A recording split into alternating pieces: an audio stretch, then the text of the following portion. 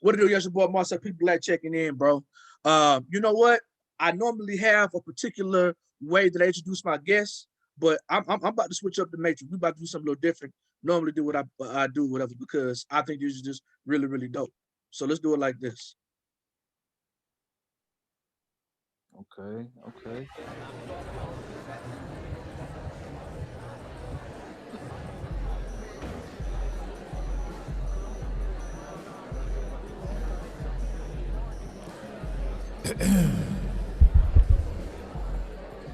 Live in the middle of the ghetto with the street where they cook cocaine, keep the metal in the heat pop. That thing in the federal police, and that's what it is, and that's what it be. Robs to get with the awesome spit. Y'all call it quick, didn't fall in the pit. If the boy stick and I rock it again when the whole time back and I'm stopping the wind. I was a him, he still got a him. He do what he do when you following trend. I say what I say, like the mic in my kin, and I'm reaching in deep for the music within. Junkies, you chills and they crawling your skin, and then robbers are getting. I thought I repeat. Y'all obsolete. Stick get it crunking and knock out your teeth on the hardest of beats. T.O.P. Memphis, Tennessee, little rockers of me when I saw when they speak. Got it all on my reach. So if y'all want the beef and the reach for your peace. Peace, sensitive image, the images giving them back. I'm sending them cats where they belong. You heard my song before, ready to spit it and murder. Whoa, I'm seasoned nothing but herbivores. They kicking it there that I heard before, but them in division to get what I'm getting. I think I'm pimping and hurt before. Oops.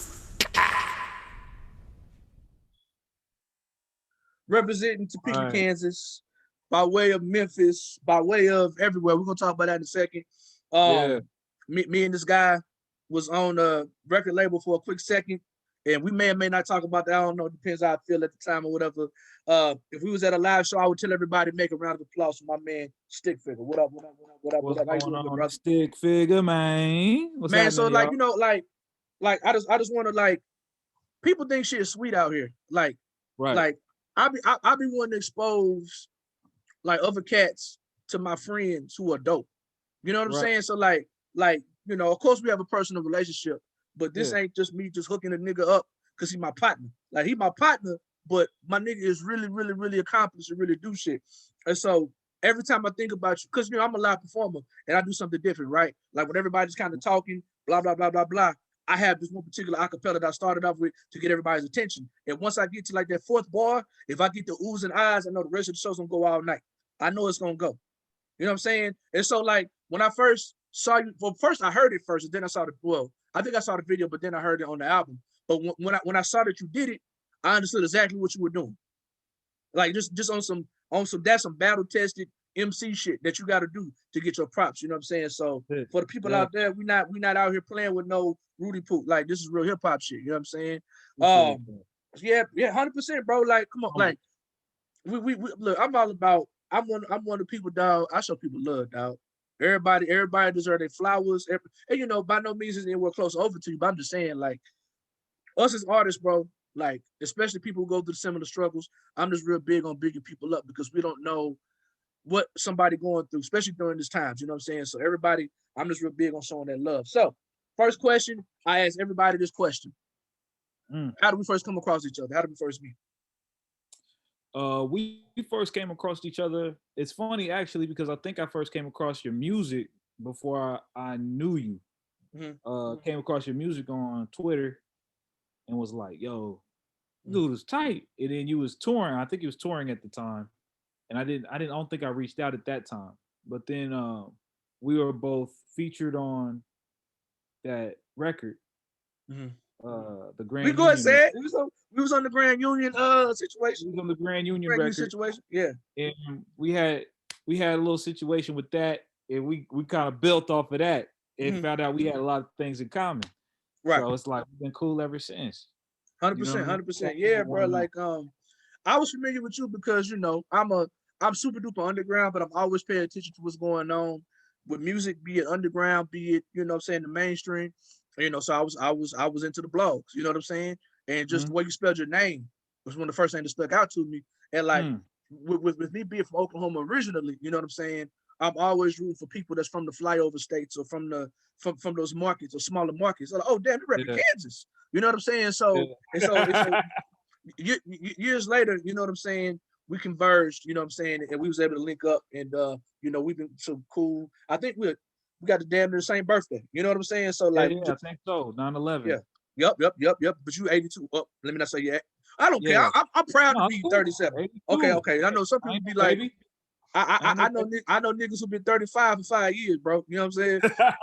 I'm saying so. All right, cool. So you're ahead of me, but we got the same birthday. Cool. So Yeah. when I was listening to an interview that you did on Southern Vanguard Radio with John Doe and James Eddie Meeks. And Shout you out know, to James you. Eddie Meeks is from Memphis originally, and I heard you Yeah. guys talking about y'all Memphis roots. So Yeah. where are you from? I know you rep Topeka, Kansas, but like, where are you from? Like Yeah. specific, where like, give me your genealogy of how, Is it you know what I'm saying, you Yeah, got to I'll where give you you are. the chronology, you know what I'm That's saying? what I'm trying to Because say. Yeah. I was born in Fort Campbell, Kentucky. My dad was in the service. You know what I'm Okay. saying? Both my parents originate in a small town called Dermont, Arkansas. Okay. So once some family stuff was going on, we ended up back in Dermont for a little bit, me and my sister. From there, we were in Germany. Then we came back from Germany, back to Dermont, and then to Memphis for a little bit. And then my pops got stationed in Junction City, Kansas. And then from Junction City, Kansas to Topeka, Kansas. And I was like 13 by the time we actually sat still because my pops retired, got out of the military. I won't say he retired, he got out of the military. And then as soon as I finished high school, went back to Memphis because my grandmother was really sick. So I was back in Memphis, but then me and my pops was kind of butting heads, you know.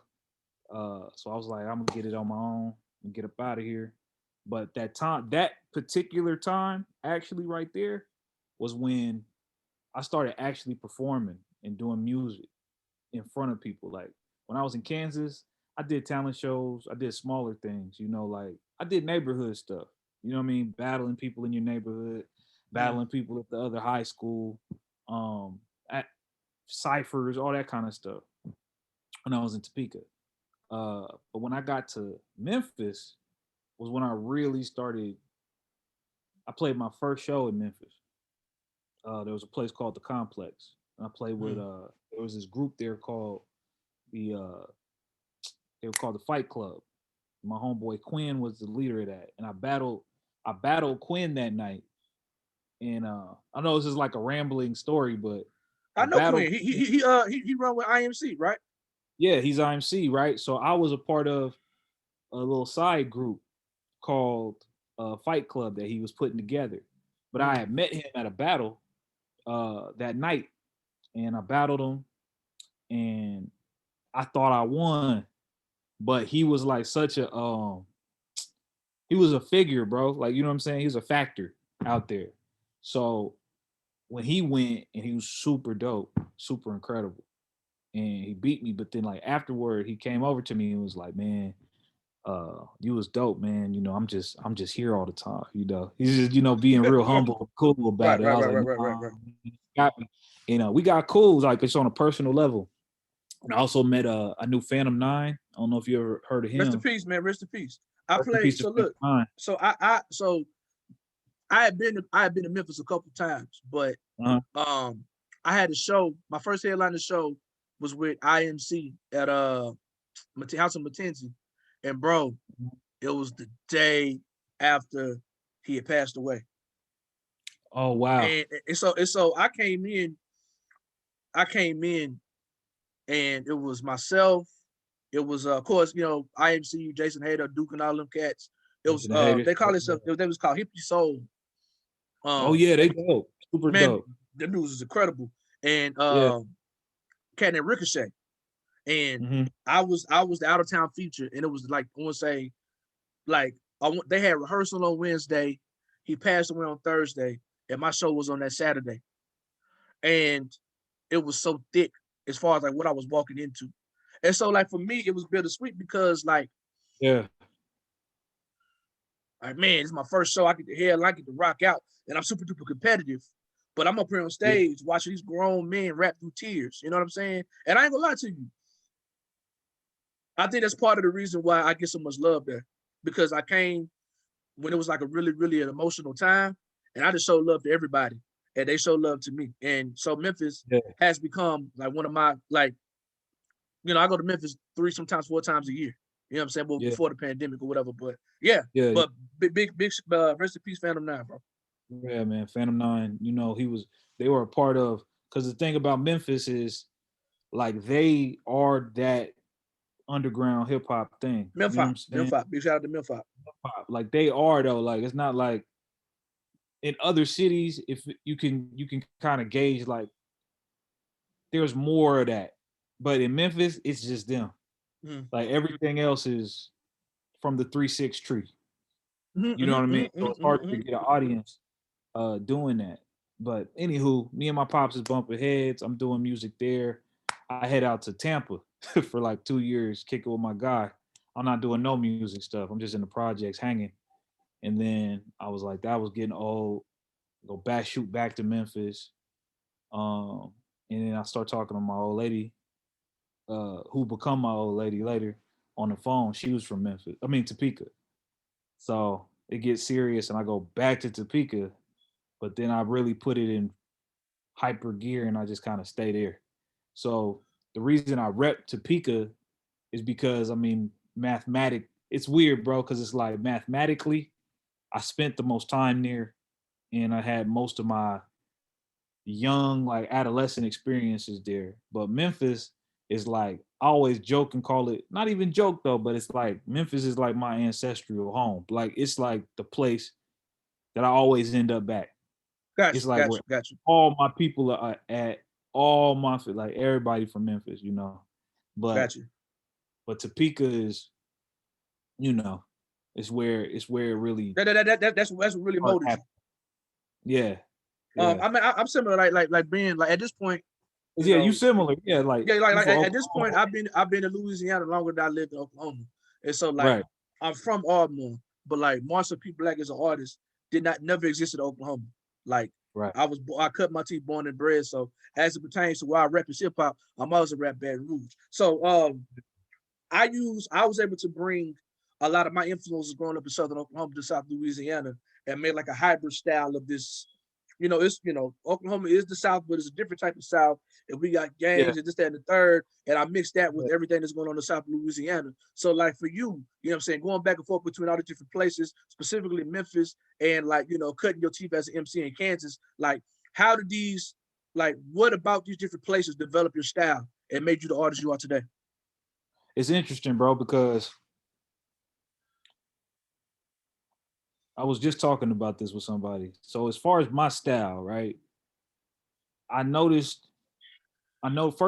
first thing I noticed were the similarities in the music in both places. So in Kansas City, you got guys, or just all throughout the Midwest, you got guys who speed rap, you know? And the quickest way to impress people in Kansas City is to speed rap.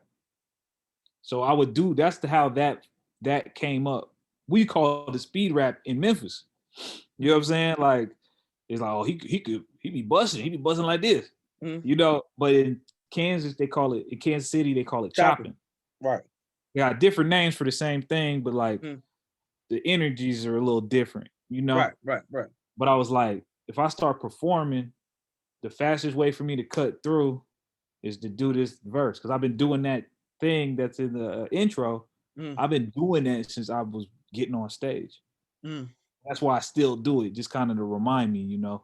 But so I took those styles, and then there's of course like the Kansas City area is more into Bay Area music. Heavy, like heavy, to the point where I was talking to somebody who didn't know that Mozzie's so big in Kansas City, we thought he was from Kansas City. He's from Sacramento. It's the same for a lot of like underground artists on that Bay Area, like Looney Coleon. Bro, I swear to God, I just did an interview yesterday, and we talked about Looney Coleon. He specifically used to shout out places in Oklahoma City. He used to, you know what I'm saying? It's a similar thing.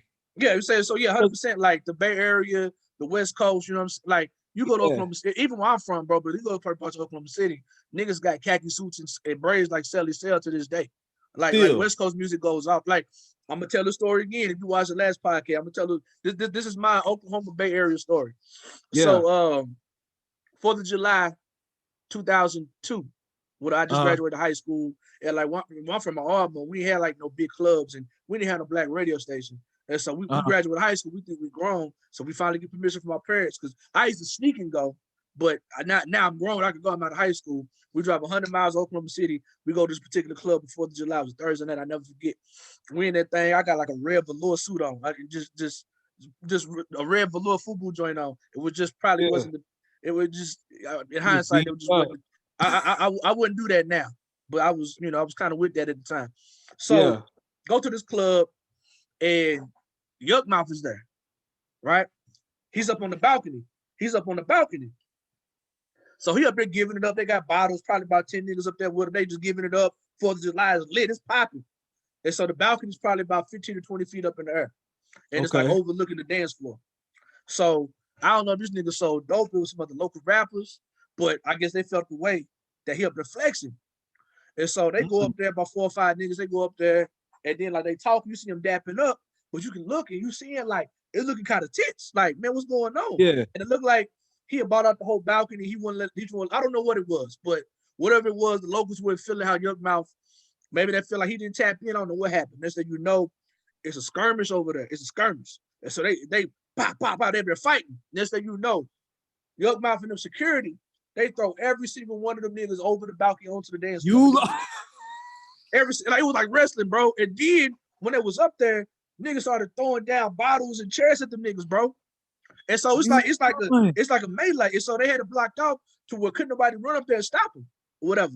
And finally, he was like, basically, he was like, yo, you know what I'm saying? I fuck with Oklahoma, but these bitch ass niggas cut that 5 on it on. That nigga play, I got 5 on it, and the club went motherfucking bananas. Nigga. That nigga rapped his shit, and it like these niggas up here lipping on the floor, they all fucked up. And we like, I got 5 on it. Like, yeah, nigga. Like, it's just amazing how like niggas used to really go to the club and shit was life or death. We was like, I'm going back next weekend. You know what I'm saying? Like, but yeah. So yeah, anyway, they some real niggas, bro. But yeah, big shout out to the Bay Area and this. Shout out to the Bay, man, because like that's crazy. I used to hear that Oklahoma. I was trying to explain that to somebody, like, why they love Bay Area music so much? Where you from? And I'm like, bro, they was the only ones back in the 90s who was touring that part of the country. And then the dope, because what happened is, you know this, bro. They gang bang out there.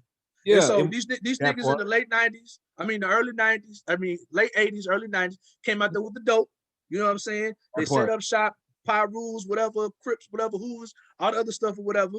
And so they touring through there because even if you came from the Bay or LA, especially LA and Oklahoma City, it's real big or whatever, in the whole state or whatever. But they dope dealing cousins is out there. It's out there, yep. And so they routing through with a nigga who might have been in the plug in Oakland or a nigga who might have been in the plug in LA.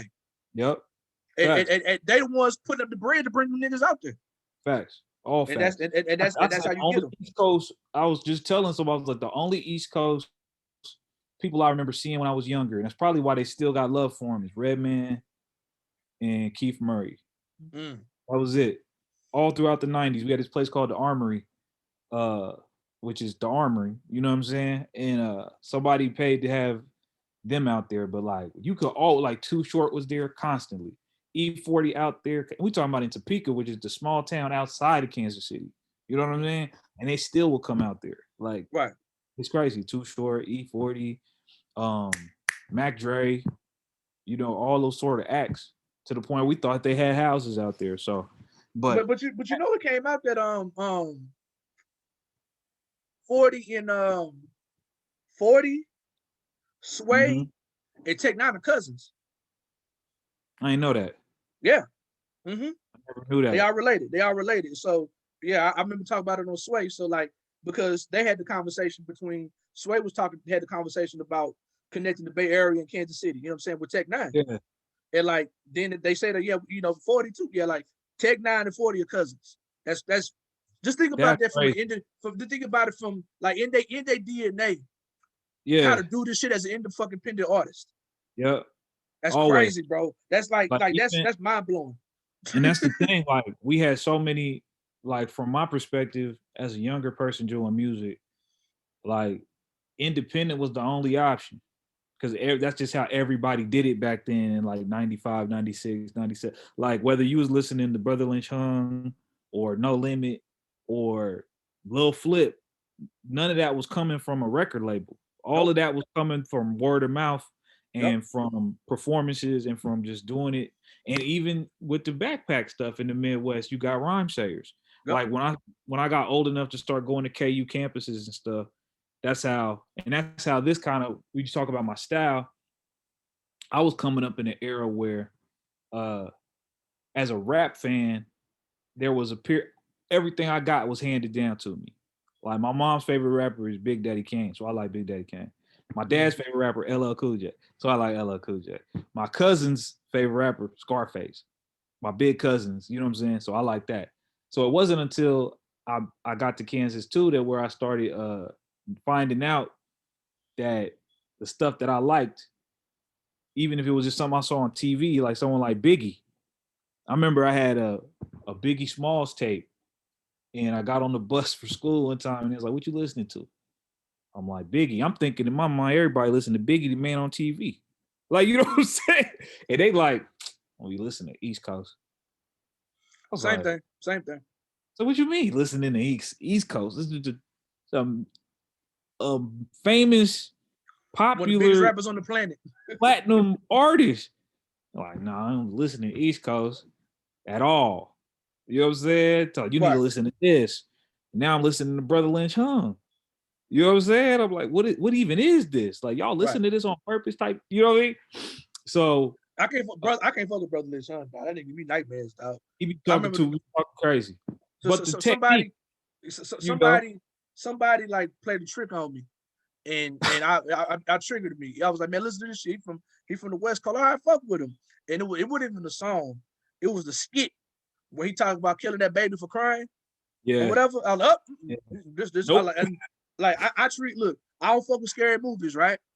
Yeah, I treat Brother Lynch Hung like a scary movie. I treat him like a scary movie. Like, if somebody playing that shit, I'm going to the next room. But no, it's funny that you said it about like the East Coast because I was the same way. So like, you know this, man. When the East Coast West Coast war, nigga, the Midwest and the South chose the West Coast. They sure look. They chose the West Coast, and so like I've always been, you know, my older cousins. They was like some real big hip hop heads, so they put me up on all the East Coast stuff. And then I had an older cousin who put me on the conscious underground stuff. Right, well, I was nigga, it was West Coast gang banging rap, or it was Southern music, whatever. So it was from Crips and Bloods tapes to Bay Area stuff to the you know what I'm saying, to No Limit, Cash Money, the 3-6s, to, you know, of course, Texas, you know, where I was specifically 30 miles, well, you in the area now, but 30 miles north of Texas, 100 miles north of Dallas, or whatever. So that was the hood music was gang banging music, or it was like Southern music or whatever. Like as far as the East Coast stuff, they only like so they like Tupac. I'm sorry, they like DMX because he reminded them of Pac. You know what I'm saying? They like Mace because he rapped a little slower. You know what I'm saying? And they like Cameron because Cameron was just fucking ignorant. You know what I'm saying? Cameron was just like if you're not trying to get into no smart shit, Cameron gonna say the ignorant shit that the gangsters don't like. But like Jay-Z, Biggie, Nas, fucking DJ Premier, they got no love where I was from. So I was the weird nigga. I was the weird nigga because I'm listening to Common, I'm listening to, you know what I'm saying, Little Brother and shit like that or whatever. For me, it was Wu-Tang. Wu-Tang was my entry point to being weird, because it was like, I remember I saw the video for I saw the video for what's the is it Fourth Chamber? The one with Killer Priest, where Killer Priest says where Method Man says they used to kill a horse to make glue, and women was putting period blood in they stew. It's off the Jizza album, off of Liquid Swords. I remember that one. Okay. Romance. The hip hop. Right. That was my joint. And I remember I was playing that for a homeboy of mine. He was like, man, what is this? Like, what is this? Why are you listening to this? Like, it's Wu-Tang, bro. Like, it's hard. I just seen it. You should check it out. Like, now, where I was from in Auburn, niggas weren't even fucking with Cash like that. Because Cash was too for real, too weird. Cash was too weird. They're like, this is when they're on top of the world, but like, nah, nigga, we won't see murder, nigga. We won't goddamn We want Seaboat, nigga. We want goddamn Dub C in the mad circle, nigga. We want, I want that dope selling, gang banging, shooting shit, man. Riding on slabs. You know what I'm saying?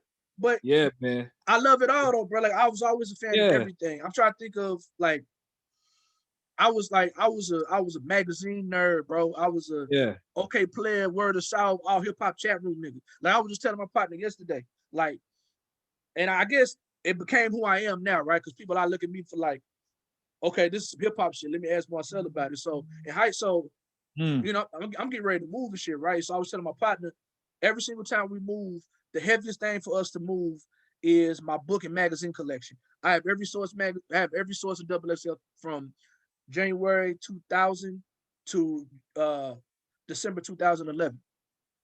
And so like filling up these big ass, they heavy as fuck, like heavier than it, like nigga, like I got chairs that I can carry myself. Me and my wife have to get 2 hands to carry these tubs of magazines and books, right? You know what I'm saying? Yeah, trying to get you to throw them out yet? Man, it worth some goddamn money, bro. I got like first of all, I'm a historian. And so I like to go back and be like, nah, this is what this nigga said. And the hip hop journalism was so much better, right? And so my collection is probably you on some stuff, man. You put me on to what you really messed my head up because we was talking about Master P that time. And he was like, Master P. I was like, yeah, Master P, he the one. And he was like, man, Master P signed he said something positive about the KKK, I think it was, that you told me he said. Well, yeah, like, he did a video. I can't remember that. The song fucking sucked. But the video was, it was like they was playing for their freedom. And so it was like that's what it was, yeah. It was niggas playing basketball against the KKK. And they like doing and one moves. One nigga was in a wheelchair dunking and shit. But at the end of the video, the niggas got hung. I'm like, fuck this nigga, bro. Like, whatever. Like, like I fuck with P up until like 2002. And then after that shit, and then like, anyways. But but yeah, you really are though. So for example, we was in the cafeteria. So there was an argument that kind of came out or whatever, and somebody was trying to argue that Method Man's real name was Johnny Blaze, right? And so for me, like, of course I had it made sense for me to get my degree in history because I believe in material facts, right? Like I try to base everything I say on something that I can prove. I ain't no hot take ass nigga. I ain't no devil's advocate nigga. I don't do hot takes. I say what, if you ask me, nigga, I can go flip to a book and show it to you, right? And so I've always been like that. So there was this big ass argument or whatever, and these niggas skip class to come to second lunch to find me because I used to keep 3 source magazines in a double XL in my book sack at all times. And and every time I would get a new magazine, I rotate them out. Right. So just cause I'm reading or whatever, and just cause a nigga want to say some shit that ain't factual, right? So these niggas skipped lunch to come to me. Brian, what's Method Man real name? Ain't it Johnny Blaze? I was like, everything like my whole life of being a fucking rap nerd came to this moment. I went to my book sack. Clifford Smith. You know what I'm saying? That was like, yeah. So that kind of, and it's still to this day, like people in my hometown, like when they having like a hip hop debate, they tag me in the shit because I've always been a nerd like that or whatever. But yeah, same, bro, same. But I think for me personally, bro, that's the beauty of. That's one of the underrated things about being, saying in these quote unquote flyover states is because, like, I've always been on some. When there's nothing there, that means there's more to absorb and more to create, right? And so, like, there was no quote unquote Oklahoma sound specifically in Ardmore, but it made me more open-minded because I love hip hop so much, and I was able to absorb so many different things. So that's why, like, I say I'm a mixture of Dead Prez, Little Brother, and the Hot Boys. You know what I'm saying? Like, because, or you know what I'm saying, or some Black Star. You know what I mean? So let's go back a little bit. So Kansas, right? We started talking about you going back and forth between Topeka and Kansas. How far away is Topeka and Kansas City? An hour. Oh, that's it. Okay, cool. 60 miles. Yeah. Okay, cool. So if it was anywhere else, it would be a suburb of Kansas City. You know what I'm saying? Understood. It's the Midwest. It's like worlds. No, I don't gonna say worlds apart, but it's enough distance. And we love and niggas love territory, being territorial. So right, especially when niggas got dope in gangs. So right, you know what I'm saying? Right. So what was it like? I remember you said you started really cutting your teeth in Memphis, but once you got to Topeka, that's when you really started taking rap seriously. So around this time, you're like in your early 20s, right? Around this area. So so if you say that I am a rapper from Kansas, what did you do? Like what was who was some of the hot local artists? Did the radio play your music? What did you perform? Like, what was it like being a rapper from Topeka, Kansas at this point in your life? So being a rapper from Topeka, Kansas meant two things. It meant limited places to perform, and trying to find your niche for what you do. So the artists in Topeka, we kind of have our own self-sustaining group of artists locally that are like history in Topeka. So you have guys like Evil Oak. The two that come to mind are Evil Oak and Devious Minds. So they're on opposite ends of the spectrum. You got Evil Oak, who's more of a West Coast sort of artist. I'm assuming he's a Crip.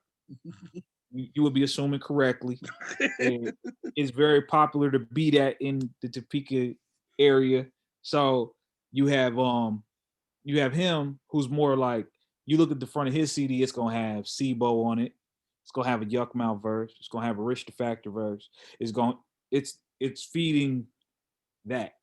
And then you had Devious Minds, which was more like my energy, and two of the members was from my side of town, and it was like they were lyrical, but they were street. You know what I'm saying? But they rapped over East Coast beats, so to speak. So that's like a divide in that. And then you have me, who was like unaffiliated with both of them and more of a transplant from the area. So my thing was, all right, I haven't, how do I put this? I haven't shot anybody. That's important to the story. If you in a place like a Topeka or a Kansas City, it's like, have you shot somebody? If you have not shot somebody, what do you have to rap about? Right. Like, all right. Do you actively gangbang? Right. Are you active? If you are not active, are you affiliated? Oh, a little bit. I know him and I know them and they know me. So I started saying to myself, like, man, the more I got into like independent rap, I had a white homeboy who put me on this group called the record label called Quantum. Right. And I was listening to those guys. I'm like, where are they from? And he's like, they're from Oakland. Like, really? You know what I'm saying? Like, because they don't sound like nothing from Oakland either. Gift Gab, Black Alicious and all that stuff. They don't sound like nothing. And I had listened to more independent rap, and I was like, I know what I'm gonna do, man. I'm gonna just do me. And that's the thing about the spelling of my name. That's funny you mentioned that earlier, because it was like, initially my first rap name was Johnny Quest. And then I found out there was another guy who we friends now in the nearby city of Lawrence, who already had the name. And then I was like, man, I don't want to be this is when this mattered. I don't want to be a biter. You know what I'm saying? If he already had it, I don't want it.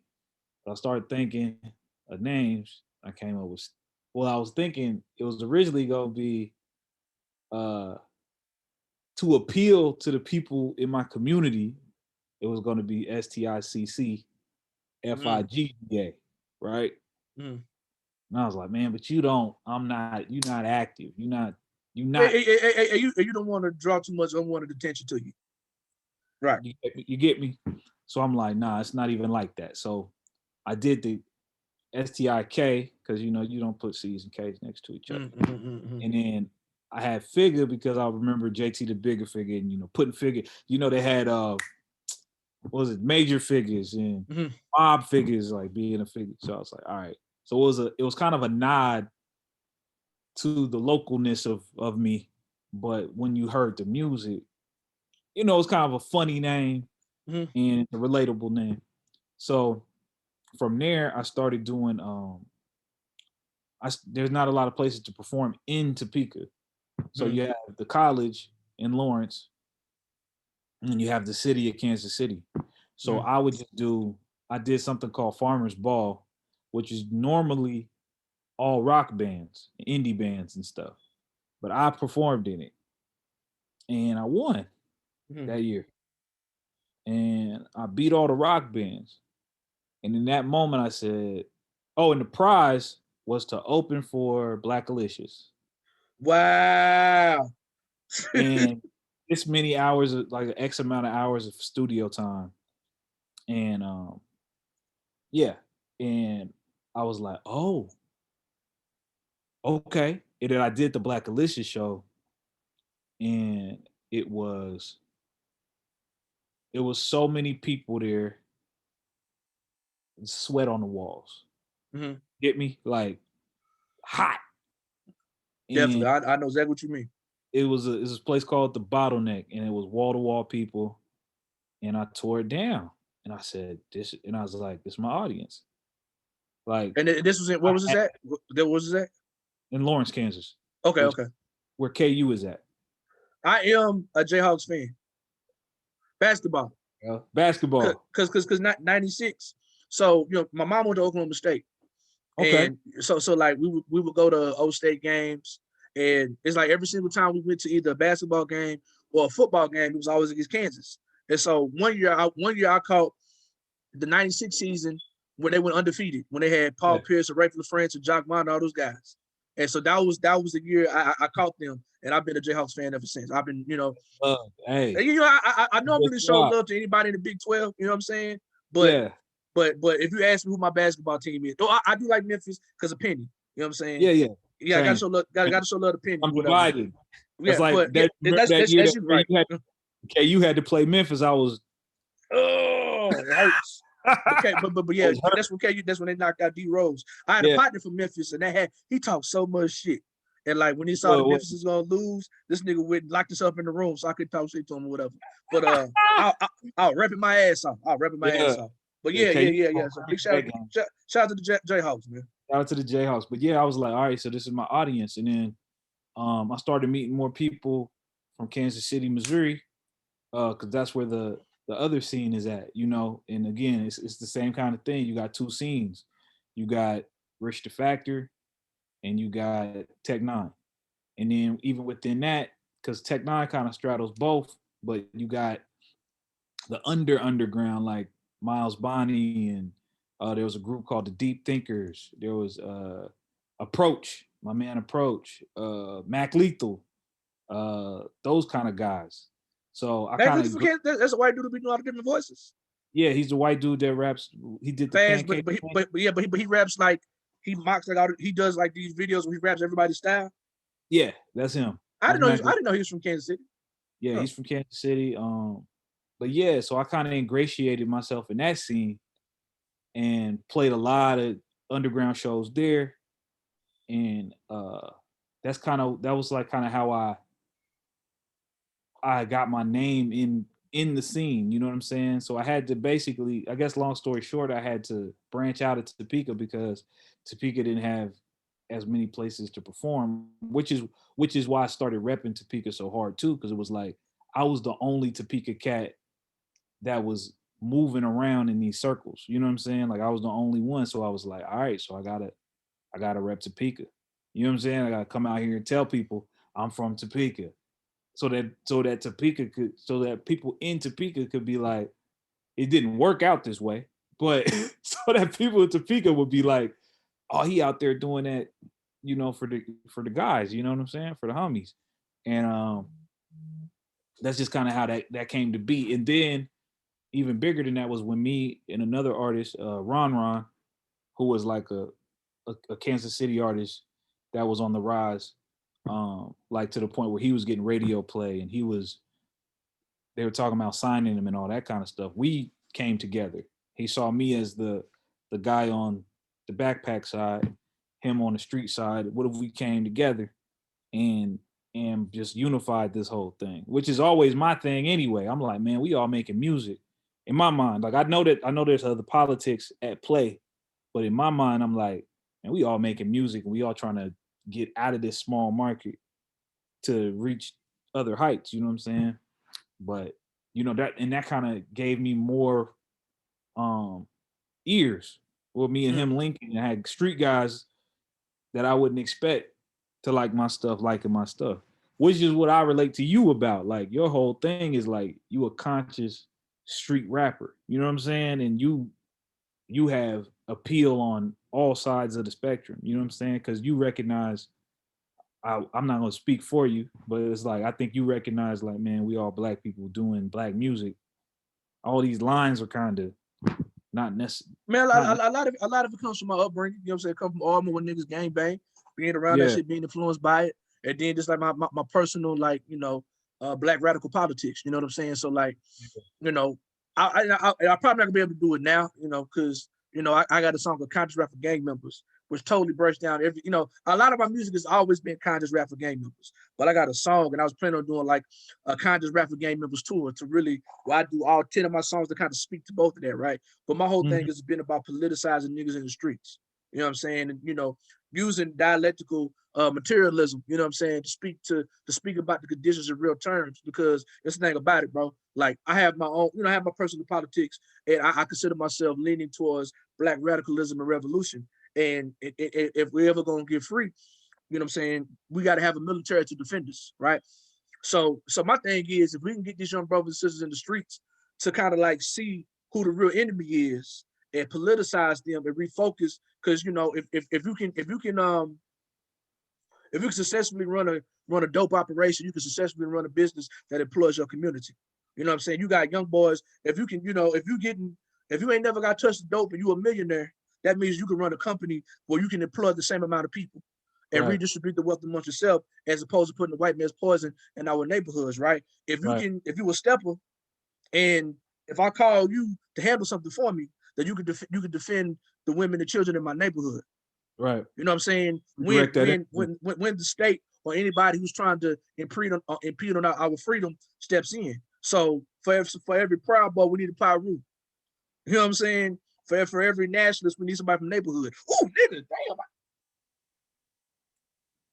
I just gave myself a bar. You know what I'm saying? I'm just thinking about It that shit. That's a is. bar. You know what I'm saying? Real talk But though. we need. You know what I'm saying? Damn. Ooh, Yeah, shit. That's a bar. But you know what? So all that to say, so like for me, that's my approach. You know what I'm saying? And then like me being working in the community with young people and working with niggas in the streets. You know what I'm saying? Like that's always been my approach. Like, I'm gonna take this, this black Marxism and what I'm saying, black liberation and Black Panther 10-point programs, and I'm gonna talk to you like the big homie dude who sell dope. right. And that's how we politicize everybody. But anyways, I appreciate you recognizing it. Thank you. Yeah, man, for sure, for sure. So that's kind of the rundown of how I kind of became. Um, I don't know. I mean, I'm someone that I come up in conversations when it comes to hip hop in the region. You know what I'm saying? That's kind of how it happened. It's just I played a lot of shows, and then of course when I signed to Mello, music, that kind of was a thing too. It was Let's like, stop. oh man, We definitely gonna talk about Mello. But yeah, I wanna that's you already know. Like, but I wanna get to that here in a second. So okay, so you cut your teeth, Kansas. You know what I'm saying? Lawrence, Topeka, going to Kansas City, working at 100-mile radius, and getting your yeah. name out there, kicking niggas' asses on stage the old-fashioned way. I That's first the heard whole. about you. I heard about you via, what I'm saying, the blog era. So Mm, how was you able to transition from just going stage to stage, city to city, and repping Topeka, to being able to get a very, very good, national renowned, recognized name in the Two Dope Boys, in the Not Right, in the Pictures and Planes era, on before social media, when blogs kind of ran everything. How was you able to kind of like maneuver into that space? it was crazy because I knew so little about it. Like I didn't understand it because of how I was doing the physical work, and there was a dude named Mike Wax. Mhm. Mike Wax ran a website called Ill Roots. I don't know if that Mm. site is still a thing. Most blogs are not what they once were. So, but he ran Ill Roots, and when I can't remember what I put out online. I don't know how he found me, but he found me. He sent me an email. He was like, "Bro, I want to do a mixtape," and I was like, "Okay, like you know what I'm saying?" I guess and we actually talked on the phone. I think he was 15 years old at the time, Oh wow. and I was grown. Like so, I was like, it was all new. It didn't make sense to me really. I'm gonna be honest. Like I was like, "So you want to do what now?" He's like, "I just want to take a bunch of your songs." In my brain, I was really like, "How you gonna do a mixtape? You're not a DJ." That's for real what I was thinking. I was like, "What do you mean?" He's like, "No, I just want give me a bunch of your songs. I'll do the album cover and everything, and we'll put it up on our site." And I think that was the first blog I was ever on. And then from there, D Will, well, he went by D Will at the time, Denzel Williams, he's now Conductor Williams. He had a relationship with a dude named Out of Sight. White dude. Huh? The It's a white dude guy. named Out of- Yeah, Yeah, the white. he was kind of dope. I remember him. He was kind of dope. Yeah, he was like a white R&B singer. Yeah, I remember And him. he was working with him, and me and Denzel just started working together, like during that time period. And he was like, "Yeah, they've been posting me on Two Dope Boys." I didn't know what that was either, right? And I was like, "All right," like he's like, "We should do when we put out our project. We put out a project called Hello Goodbye." He was like, "I think Two Dope Boys will post it." I was like, "Cool." Like I promise, like I didn't know what any of that meant. You feel me? It wasn't until I was doing like an engagement. I did a speaking engagement at KU. No, at Washburn. It's a college in Topeka, or maybe it was KU. But wherever I did the engagement, there were some kids there, and they already knew who I was. They were young, and I was like talking to them about rap or whatever because I was invited to. And after the thing was over, after the engagement was over, one kid walks up to me. He's like, "Yo, man, how did you get on Dope Boys?" Like he said it with like urgency. You know what I'm saying? Mm-hmm. And I was like, "Nah, like my man knows the guy at Dope Boys and got put me on there." He's like he said it like it was a feat. You know what I'm saying? He's like, "How did you?"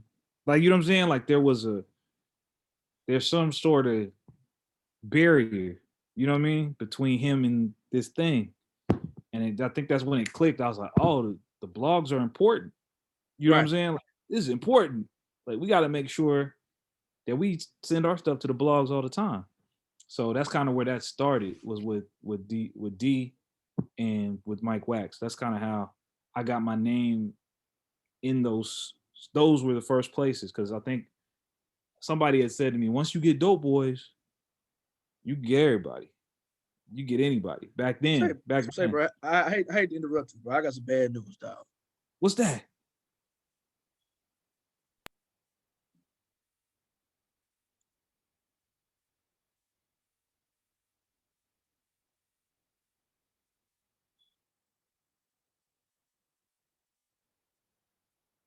Me and my wife we were just reminiscing on this song the other night, bro.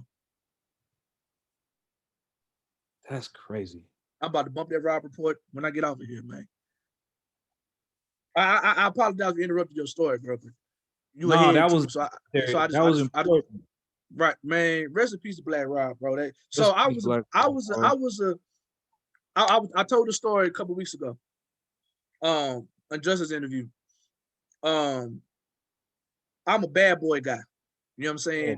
Part of the reason why I'm a bad boy guy is because both of my parents, they really didn't like me listening to cussing music.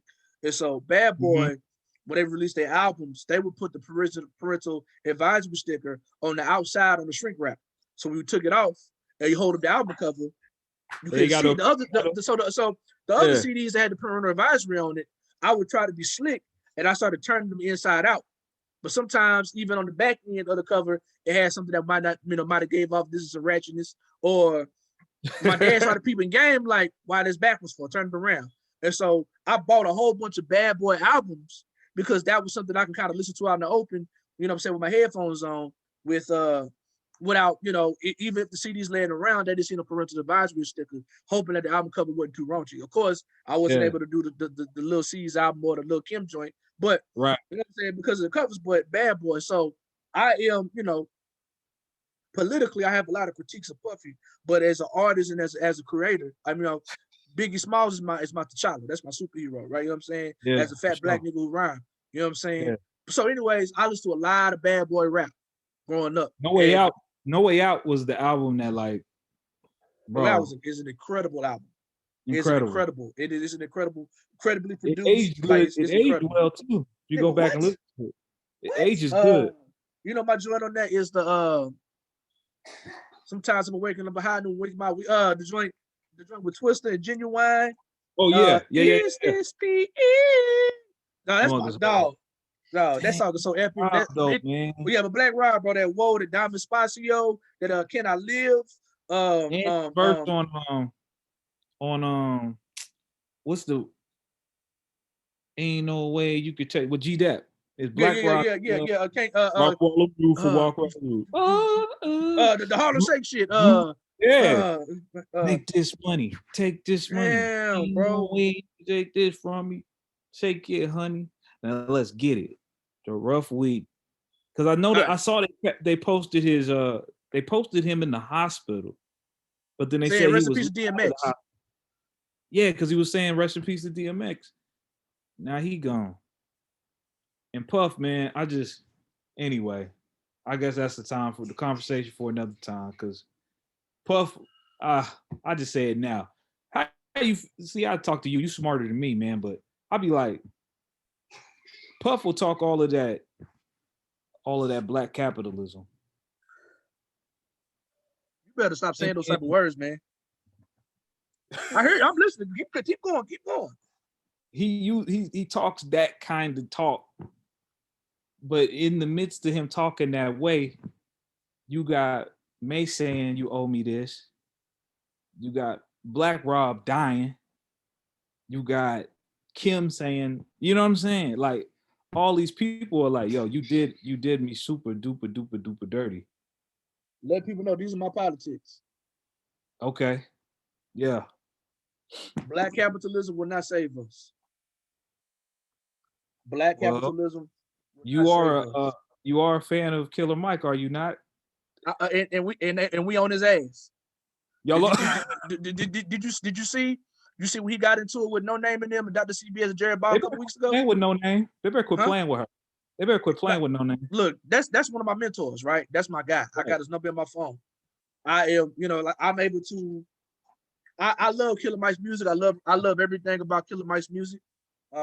I think he teeter-totters back and forth with his politics. He uses a lot of revolutionary, radical content, but he is a diehard capitalist.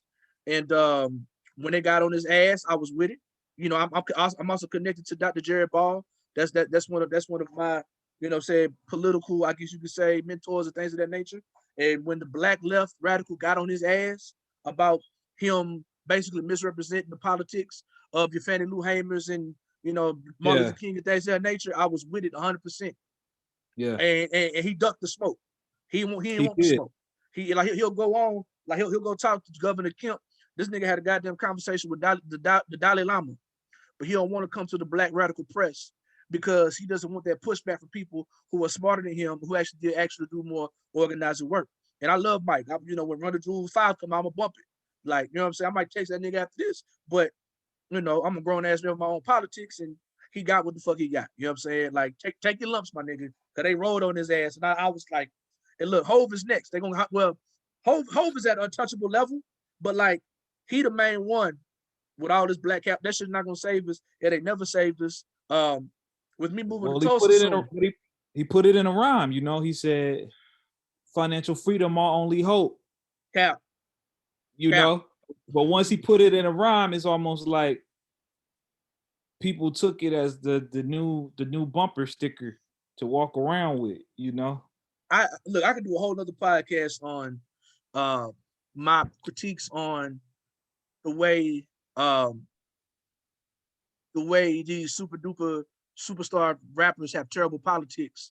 But since we don't have our own political education, that we take whatever they're saying and run with it. Like I had to block a nigga the other day for saying that, you know, basically he was echoing Kanye's sentiment about we poor because we don't own land, like, you know, or that we need to stop talking about white supremacy.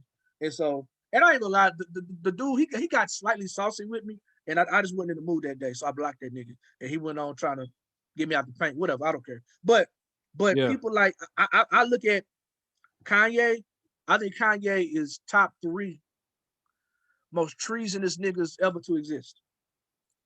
Like legit turned his back, like openly.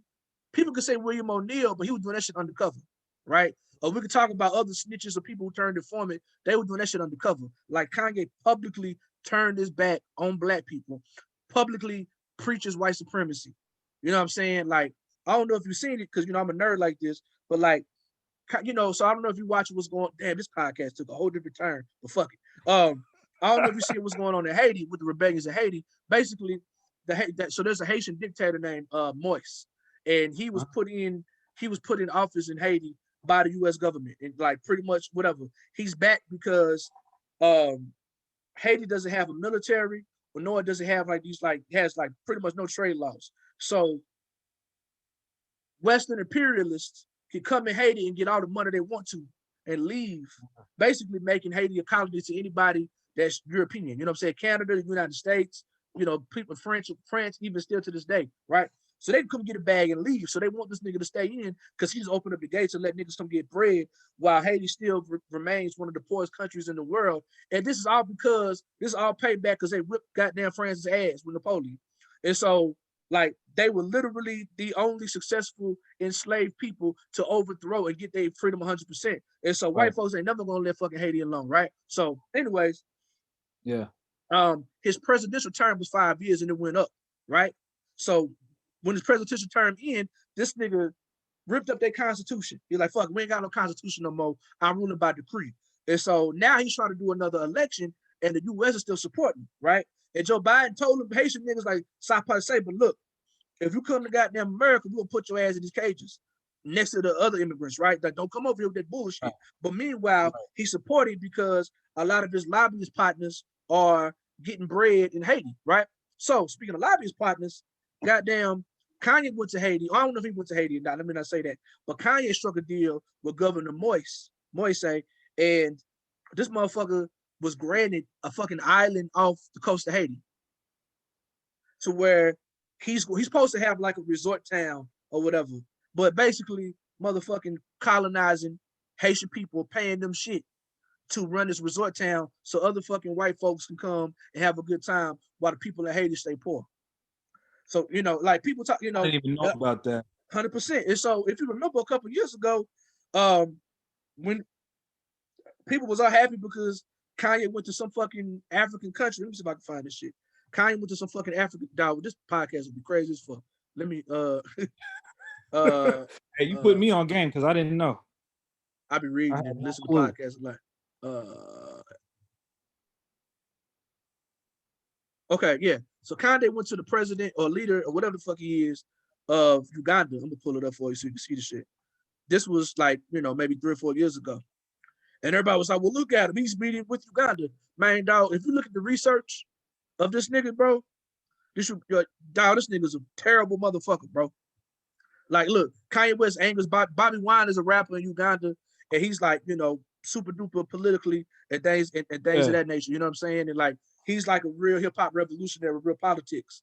And he was mad with Kanye West because he came over there and fucked with the president of Uganda in 2018.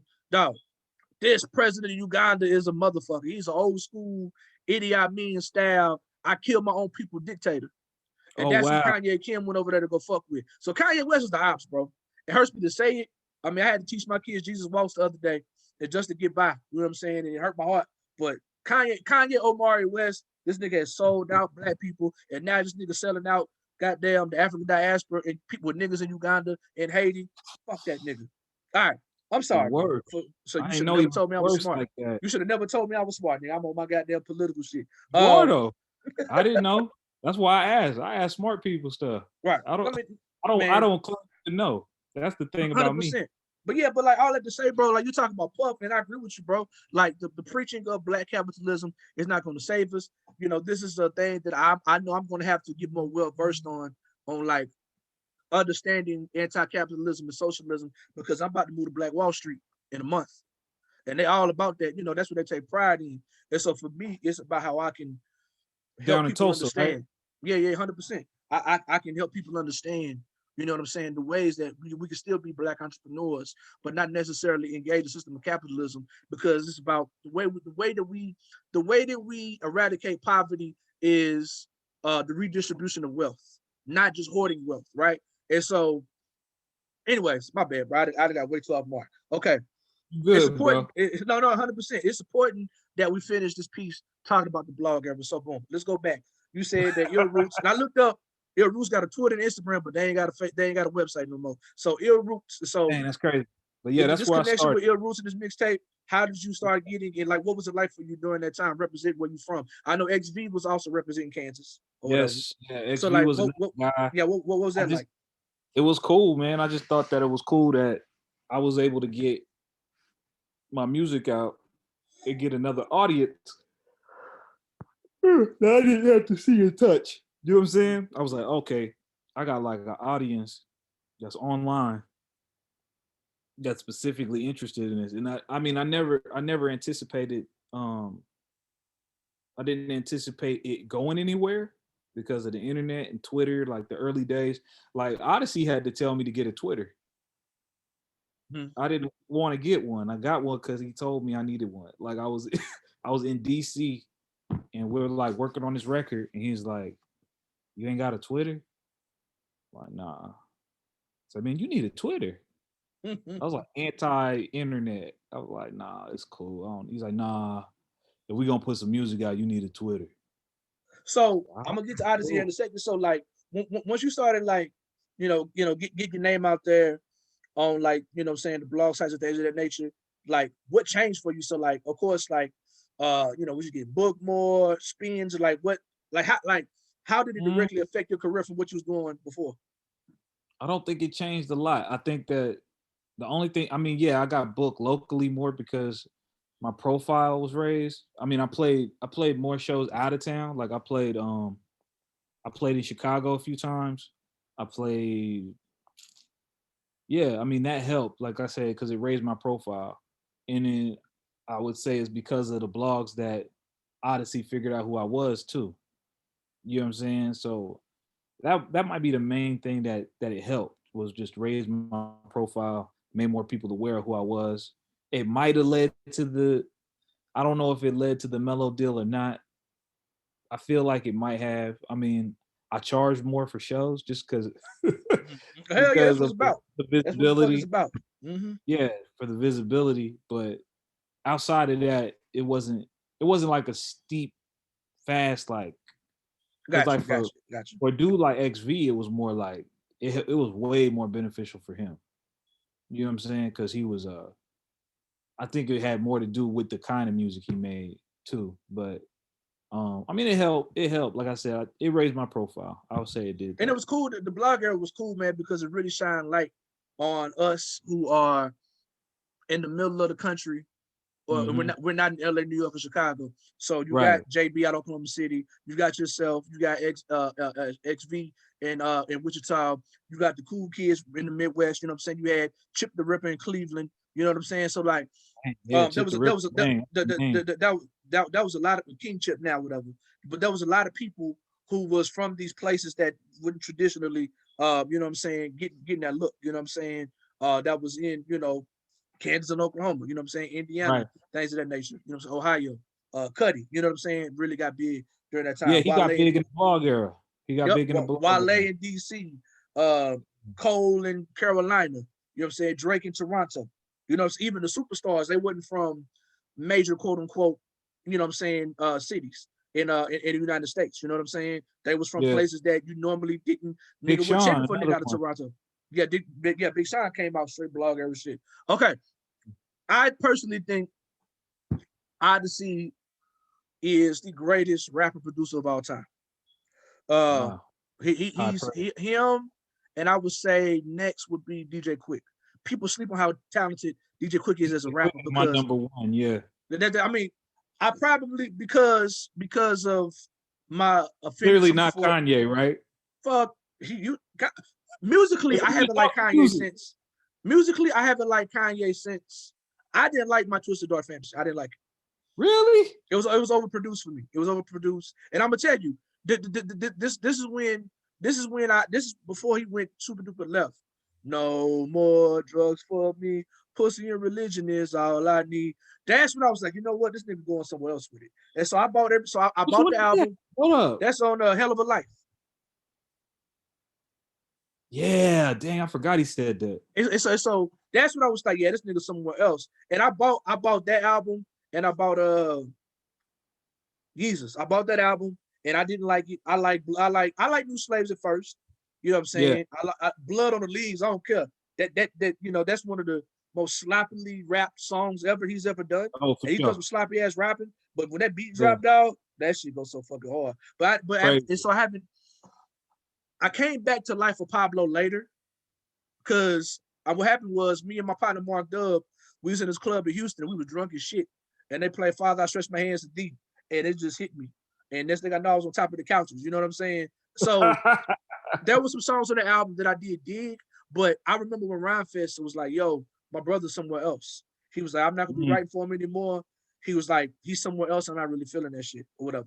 But so musically, I haven't like Kanye. I haven't heard the album that I really fuck with since 808s. You know what I'm saying? I haven't. That's a perfect record. I would say that.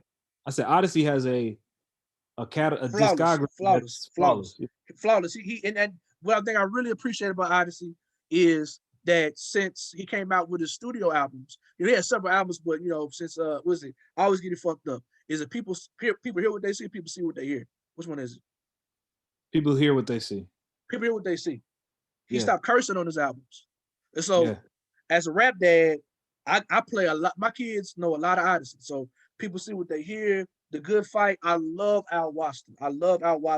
That might be one of my top EPs of all time. The Iceberg. And he dropped, I can't remember the name of the album he dropped Independent. He didn't drop it on Mello, the last album, but he had all the skits on it. That was dope. I am an Oddisee head. I met him in 2016. You know what I'm saying? And I'm looking forward to whatever any production. Like Fonte probably for like, if you ask me, Black Thought is the most talented MC ever to rap. Like I think, like when it comes to rapping, skill wise, I don't think anybody can fuck with him. Royce every now and then, but Black Thought, I don't think him on the Funk Flex. I think that is the most impressive 10 minutes of rapping ever on the history of a nigga on record. Right. On record, period. Right. Yeah. In terms of when I say GOAT, I'm talking more about accomplishment. Hov is untouchable. Like you know what I'm saying? Like quality of music, longevity, what he did with the culture, just like, you know what I'm saying? He got his flaws on his record, and I'm definitely on his ass about the black capitalism shit or whatever. But greatest, you got to deal with Acclaim's Hov. My personal favorite rapper, the rapper that speaks to my soul the most, who I listen to the most probably at this point, is Fonte, right? Oddisee is the only nigga who, like, hands down out rap Fonte, hands down out, just like where it wasn't close, out rap Fonte on the Mello Music Group, the Requiem on the first album. Oh yeah. I just want to find a better way. You know what I'm saying? Like Oddisee, like, and me and my partner got into it over that shit. Like, cause he's a diehard Fonte fan too. And we was riding back from somewhere. It was me, my DJ, and my partner was in the back seat. He was asleep, and my DJ more of a club DJ. He fuck with the hip hop shit, but he do a lot of club stuff, so he misses a lot of the underground stuff. So we was riding, and this was right before the Oddisee concert came to New Orleans. So we was riding, and I'm playing Oddisee. Yo, this nigga's dope. And my partner was in the back seat. He was sleeping in the back seat, and I was like, say, yeah, bro. I said, bro, you know I love Fonte, but this nigga out rap Fonte. And my partner was like, man, fuck that nigga. Can't nobody out rap Fonte. And so we got into it. I like, oh yeah, you remember the concert tickets I got for us to go to see Oddisee? Yeah, you remember that? Yeah, he was like, man, fuck Oddisee. That nigga would never do that. I never would have said nigga shit again. Fuck him. We can't fuck with Fonte. I said, oh, so you remember the concert tickets I got us to go see Oddisee? That nigga was like, My bad, bro. Like, oh, my bad, nothing. Y'all know about the Elzai verse, man. I mean, he had rap Fonte, and Fonte rapped twice. I mean, they went back and forth. You talking about where you can talk about on the hiding place. But I feel like it was closer. I feel like the distance. I feel like it was. I don't think he ran away with him like that, bro. I think it was if to me, if it was a basketball game, bro, I would say it would be like 103 to 98, in my opinion. I feel you. I can see that. I feel like on the Requiem joint, I feel like nigga it was 150 to 75. Fonte, Tigolo, bro. You know I love you, bro. I love Tigolo. I love Fonte, North Carolina hip hop. I just told Fonte on Twitter how important he is to me, man. Like, I saw you. That's my look. That's a whole nother podcast. We talk about my love and appreciation for all of North Carolina hip hop. You know what I'm saying? Anyway, so Oddisee. That's one of my all-time favorite artists. I love his live show. I love all his music. I get to play music in the car with my kids. It's really, really intelligent and it bops. And him as an MC, I hate it, man. When like you got a person like DJ Quick or Oddisee, man. It's like, okay, you got some rappers, you got some producers who rap, but like no, sometimes you don't know if they're a better producer or a better rapper. Like if Oddisee get rap over his own beats, he's going to out rap pretty much anybody on the track with him.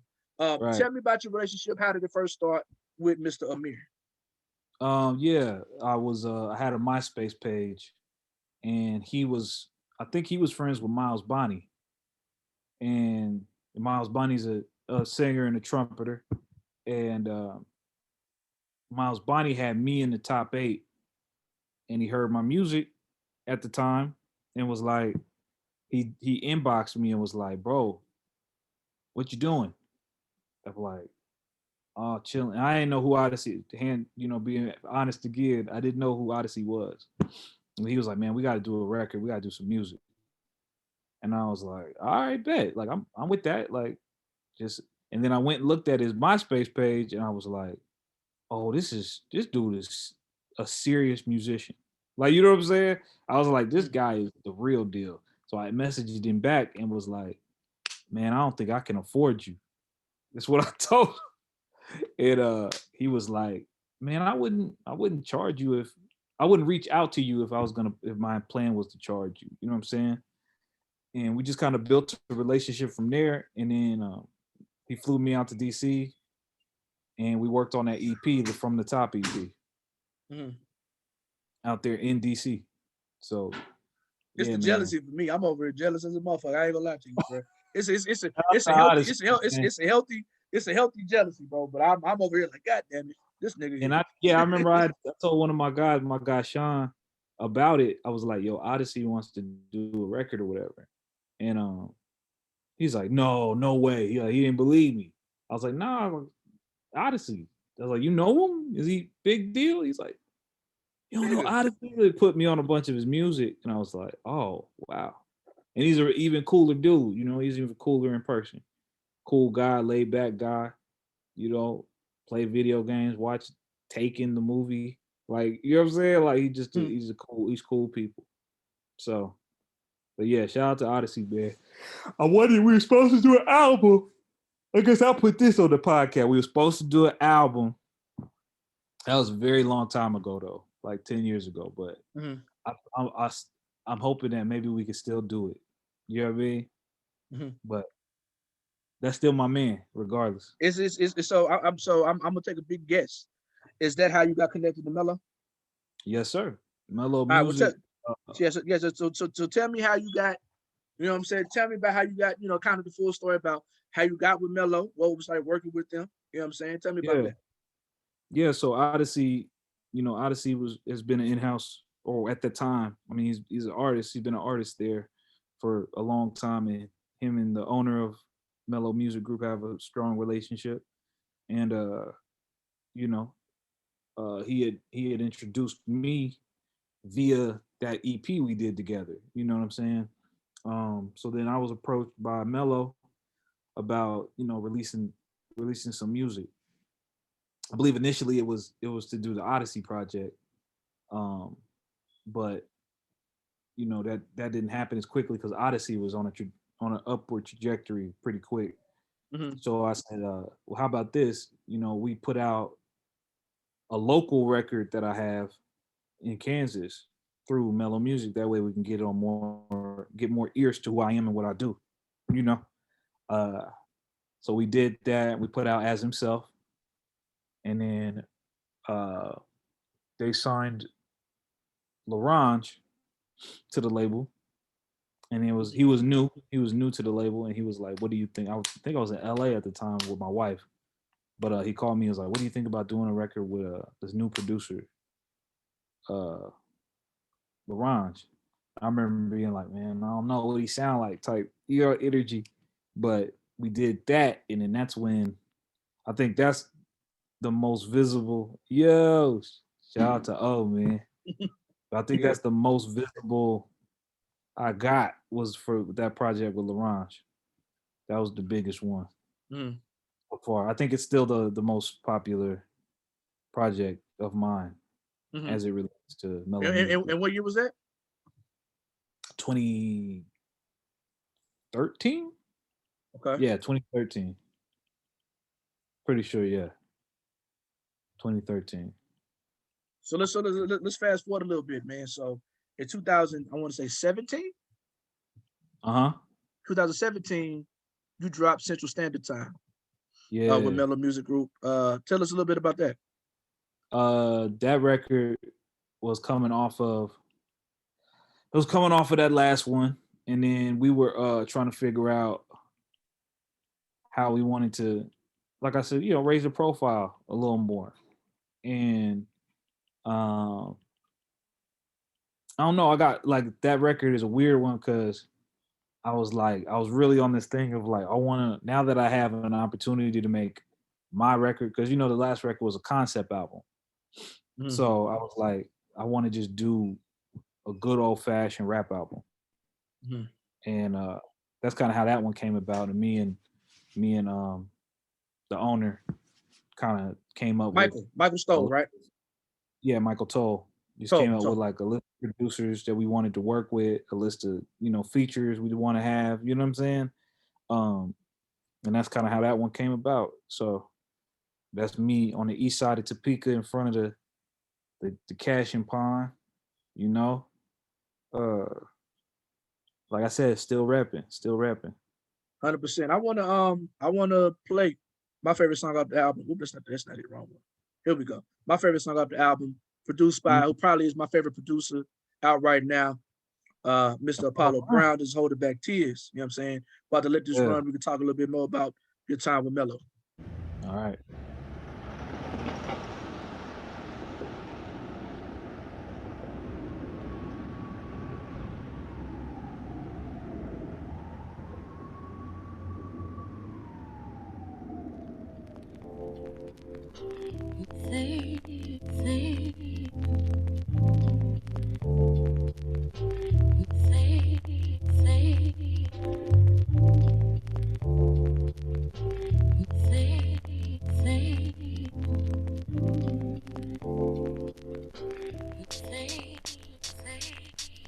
Look, was never lyrical, but read a couple books. Was more than criminal, I empathize with crooks. Life give the minimal, so scraps is what we took. So when it's critical, no time to be shook. Ain't say I'm hood, but my neighbors ain't invite me in. Made them uncomfortable, I used to wish for lighter skin. I used to hate myself, my mind is sick, it's my defense. Low self-esteem, not aligning more with righteous men.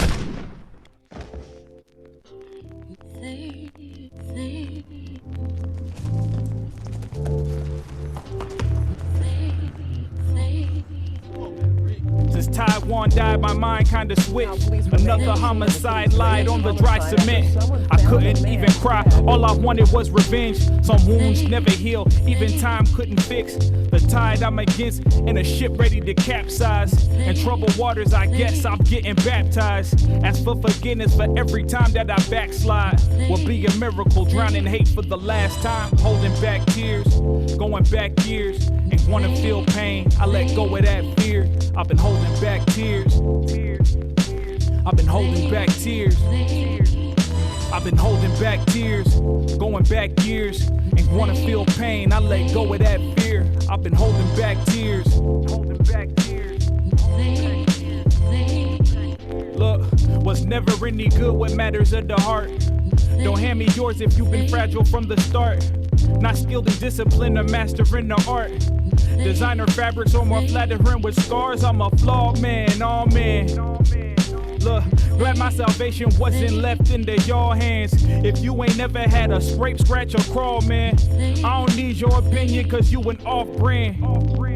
Now try and picture my frame of mind. Portraits developed in dark rooms. It's taking time.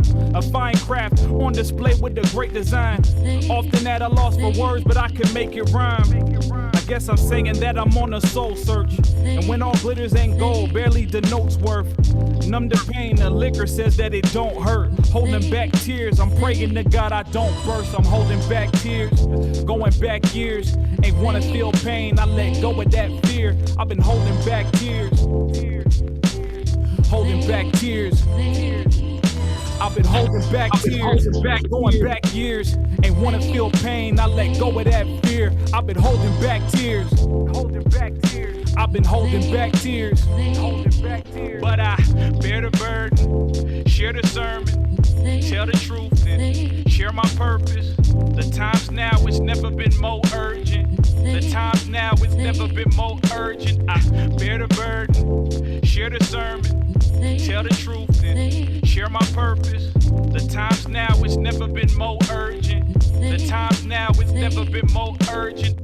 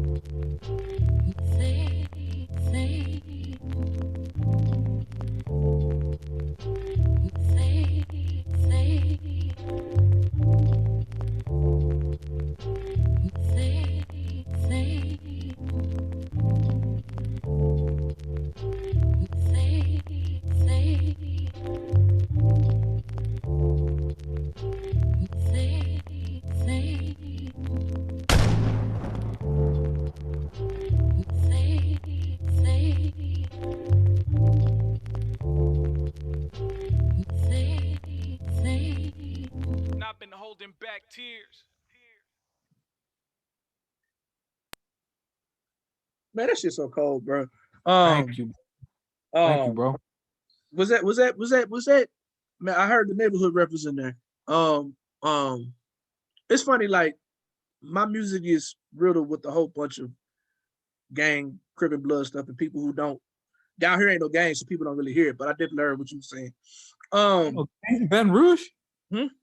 Not no Crips and Bloods, no. Really? No, niggas don't bang down here. This is most neighborhood shit, like hood shit, like not like. Ain't no Crips and Bloods down here. That's interesting. I never knew that. Fuck no. My daddy would send me down here if it was. Anyway. Yeah, it's just like mostly like neighborhood stuff. You know what I'm saying? Like part of town you from. But there ain't no gangs. I always heard that people in Louisiana didn't do that. And then I remember when people was talking about Lil Wayne, they was like, I don't know where he got that from. Fake. That nigga's a grad chapter gang member. Ain't no gangs down here. Because y'all look at where niggas getting their dope from. Niggas ain't getting their dope from California like that. They getting it from the Gulf. You know what I'm saying? So ain't no other nigga coming out here from California setting no shot because they getting their dope from Texas or from Mexico because we on the Gulf of Mexico and shit. So niggas ain't getting it, whatever. So the gangs didn't really set up shop here like that. Got you. So is this song based on is the video based on a true story? Or you just, the video, you mentioned Taiwan and that's how you had him in the video. Yeah. Well, the video is like a I don't know what they call that. It's like a recreation, but it's not what happened. But the circumstances in the song are real. Like right, 100%. Okay. Taiwan was like definitely like the first dude I met in Topeka who was my homeboy. Like he's the dude who put, funny enough, he was originally from Detroit and he put me on to Wu-Tang Clan. Good friend of mine. And we were real young, you know what I'm saying? Like 13, 14. He died when I was like 17. Mm-hmm. I might have been 17, might have been 19, something like that. So yeah. There's some street, some street stuff. I wasn't home when he died. I got a phone call about it. You know what I'm saying? And yeah, like the video though, like, all the revenge plot is just more about what I would have wanted to do or how I wanted to handle it. And I think Coop, shout out to Cooper, man, when he his vision for the video tells the story of, choices, the feelings, you know what I mean? It's more representative of that as opposed to what happened. You know what I mean? And it's dope with the plot twist because at the end, we realized like you did the right thing by not killing Buddy because he really was just defending himself. Right? Like, right. Whatever. You never yeah. And you never know the full story. It's tricky like that in the street though, like, because it can happen just like that, where it's like, I don't care. You know what I'm saying? Like, I'm gonna go. Don't even know what happened, so yeah. But yeah, shout out to Cooper, man. He had a vision for the video and it turned out dope, super dope. And yeah, and it's funny about Holding Back Tears is I didn't write to that beat. I wrote to another beat that ended up on Sky Zoo's album. Which song? Which one? I wrote to a beat called, I'm looking it up right now. It was on Easy Truth? It's on whatever. You talk about the Sky Zoo album that he did with Apollo Brown? Yeah, it's a Sky Zoo album with Apollo Brown. I'll play you the beat right now that I wrote to. Gotcha. I wrote to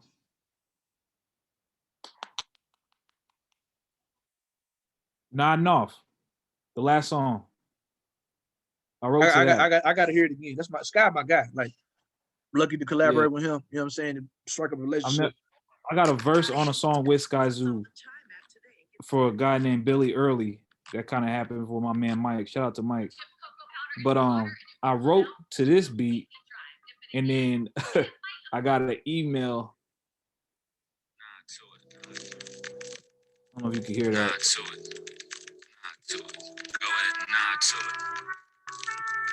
Swell content is relatable. He didn't have the horns on it though. That's his partner. I know his partner. Yeah. Okay. The only thing they know you for. Okay. I understand. I wrote to that, and I was like almost married to it, but then I got an email like, nah, I think bro sent it to me not knowing that it was for Sky, not Apollo, but Mike. Yeah, and he's like, oh, it's Apollo's. He's like, but I got an idea. I'm gonna have Apollo remix it. He did the remix with just my vocal. Just goes to show you how dope Apollo is at recognizing the mood. You know what I'm saying? And the temperature of the performance. So, but yeah, that's probably like my second most popular song from the Mello days. You know what I'm saying? At least from the data, what the data shows me. So tell me more about, okay, so I want to say we really kind of like started chopping up around this time. And the Mello days was something, as a person who's a nerd and stays tapped in to everything underground hip hop, I saw like some of the things that you were doing with the Mello days. So I'm gonna play this too. I know we almost done here, but I got some stuff. You've done some amazing shit, and I think motherfuckers need to know what it is. So let's run this real quick. You know what I mean? Yeah, this one. Do the rap thing. It's time, man. Yeah. Shade 45, Stik Figa's in there. Do the rap thing. Stik Figa, man. Free Show Ron off radio Ron, live man. from New York. Let's go. Free my guy Ron Ron. Look, local rap legend with bad credit. Never sold crack, wasn't ever athletic.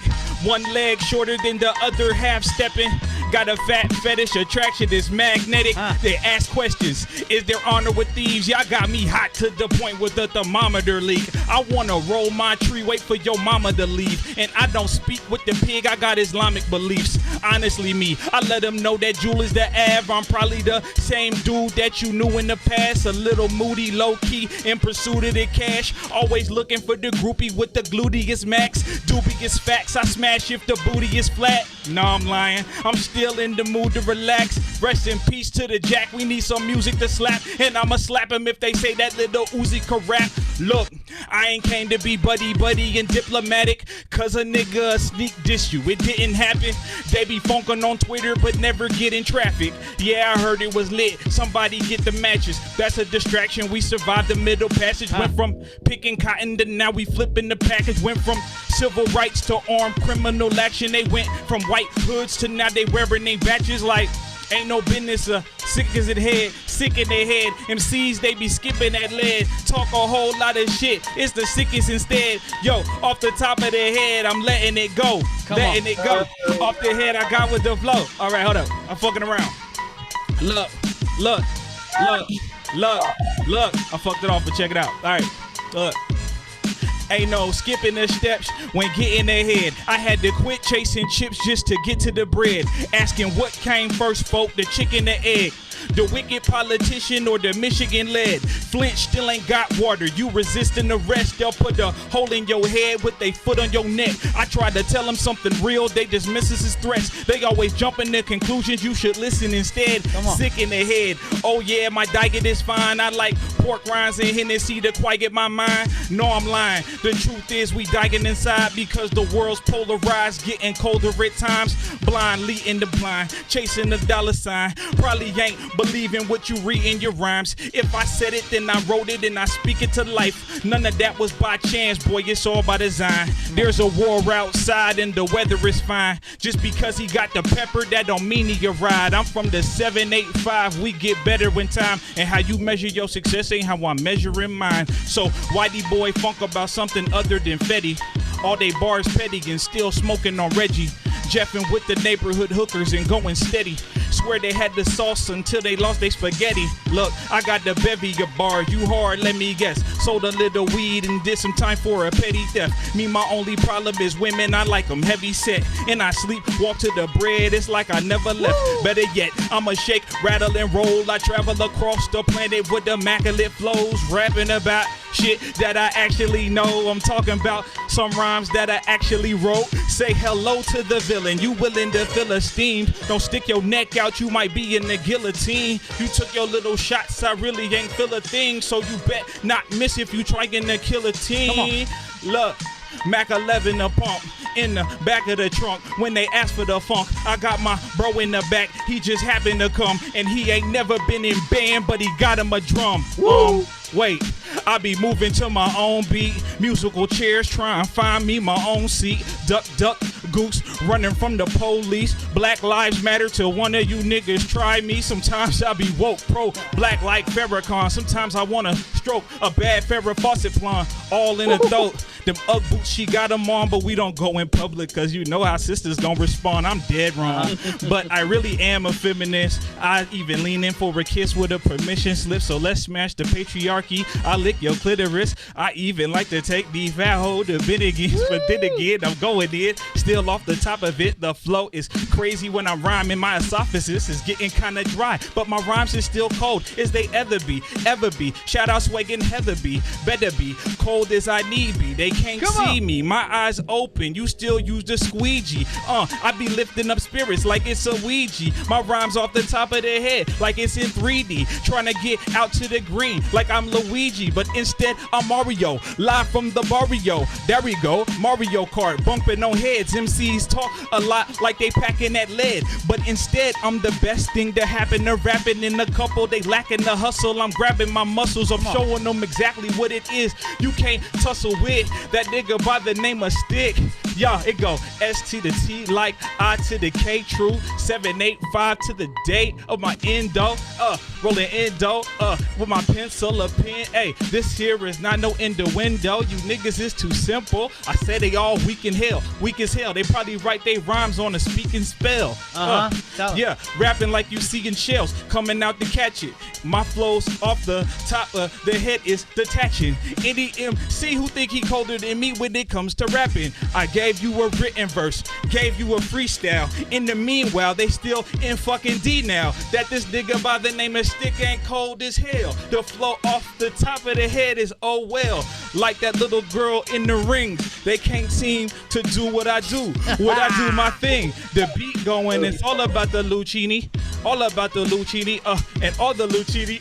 I gotta have it in my pocket on the docket. I like it if C's is talking like I'm moving like a rocket. Though this is rocket science, you should be in compliance. The way that I be rhyming is shining like diamonds. Yeah, it's just too easy for me. I just be eating the beats. You be drunk off the lean like you was wheezy, I see. There Shout you out to go. Static Selector. Stik Figa, I be whole going beat. to I don't give a fuck, bro. 785 Bars. all day, man. Top city in this thing. Bars. Free rah-rah.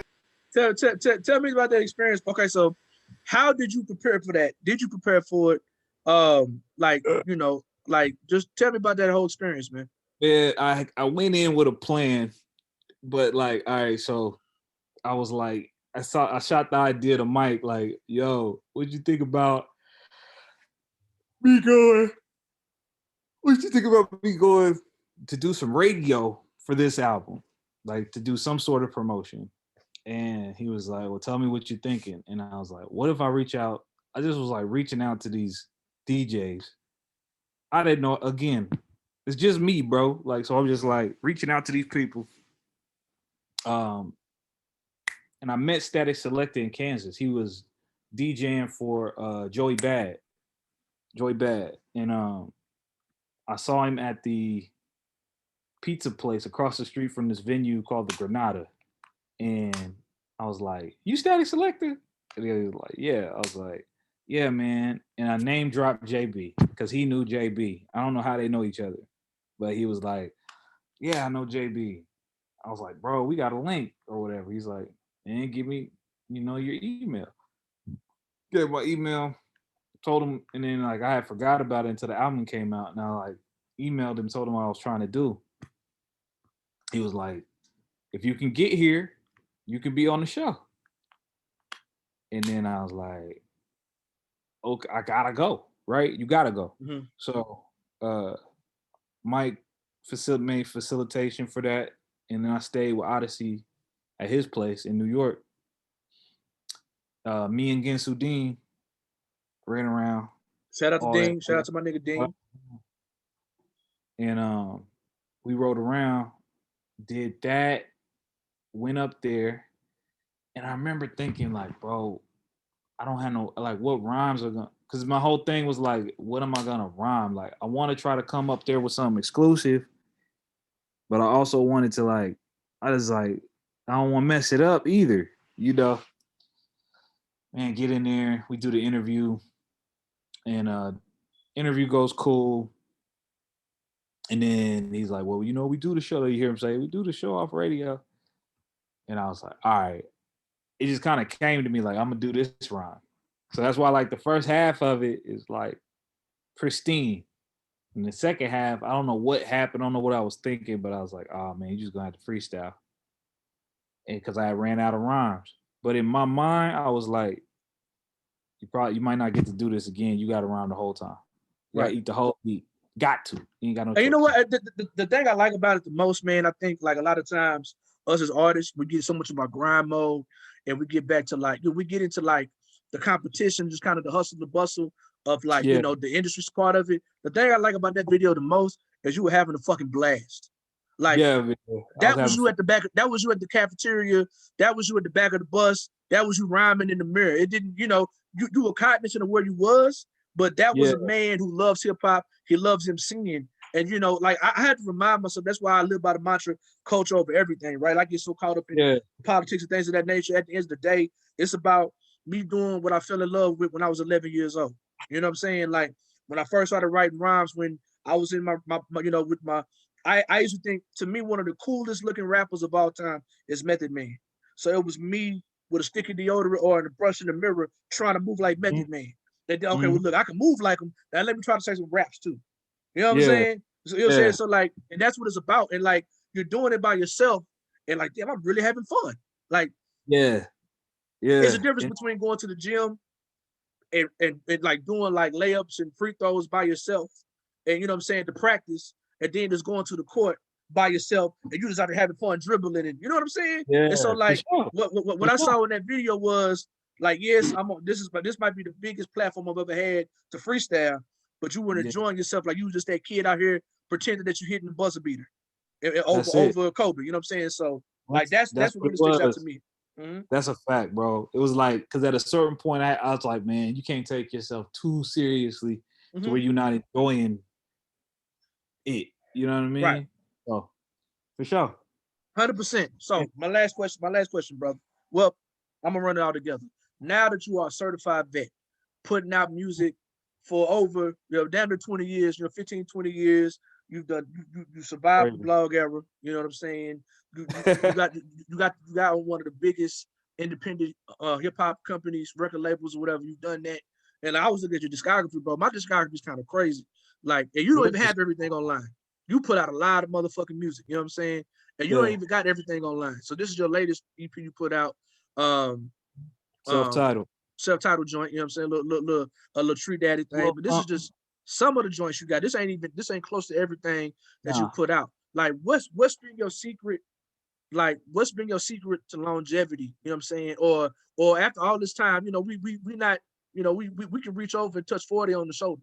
You know what I'm saying? Like, what keeps you, it ain't about the money, it ain't about the fame. What keeps you still hungry to participate in the culture? And what's been the secret to you just kind of like waking up every day and still wanting to rap? I think the main thing, bro, is that it's a little bit of what you were just saying earlier about it's still the kid in me, bro. Like, it's the part of my life that keeps me energized, I've removed all the like old goals that I have, and like my new goal is just to like make good music that I want to listen to. You feel me? Like, I that's what keeps me going, is just the feeling of like impressing myself. Like, oh man, I wrote this rhyme. I made this rhyme with this. Like, just the simplest parts of it now are what keep me going. And I'm trying to just come up with new ways to have fun with it, because certain things have already passed me, like fame and the millions of dollars. And it's not that I'm not working. Those aren't my goals. My goals have changed. My goals is just to like the challenge of becoming an undeniable MC. And like, that's what it's at. And the thing about it is, bro, and I think about it, that I think like it's fucking easy to put music out now too. So like, so like, and it's easy. It's easy to put music out, and a lot of, of course, can't nobody tour things of that nature. But I can tell you right now, I made the most money I ever did off of merchandise in 2020 because off of Bandcamp, straight up. Right. You know what I'm saying? Like as a person who does a lot of shows in the year, like I sold a lot of fucking merchandise without doing any type of touring. You know what I'm saying? And so the way we connect to our fans is a lot different.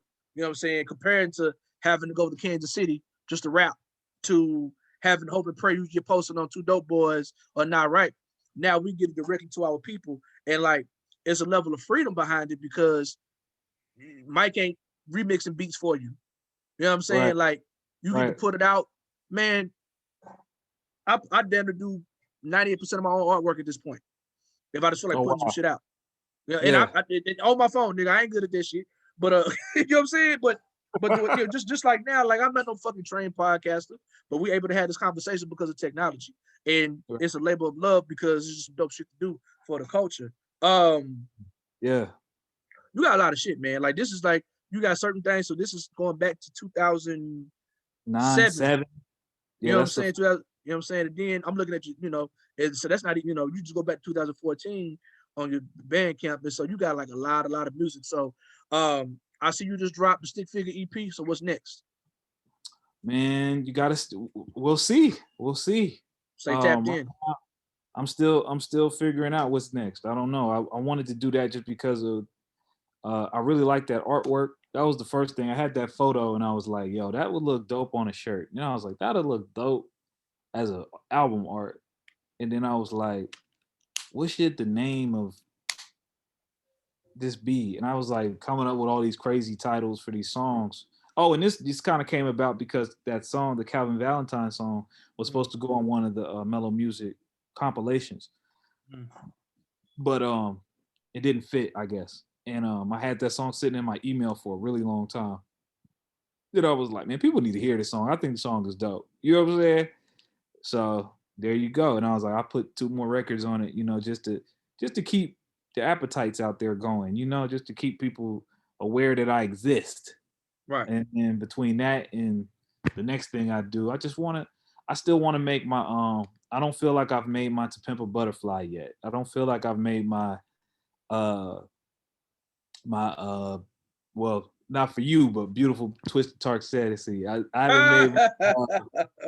haven't made my Safe and Sound yet. I haven't made my I Just Want to Live, Devin the Dude. Like I want to make a defining record. And I think that's what keeps me going, bro. I'm just like, I want to make just art from the art perspective. Like right. I want to make that one. I want to make that one where it's like, for me, with Oddisee, like The Good Fight, that's one of those ones. Like, right. Like The Good Fight by Oddisee. I'm like, I want to make one of those ones, man. That's just like, just undeniable across the board, you know? So that's my man, Taiwan, man. Rest in peace to brother Taiwan, man. Good, seems like a good brother, man.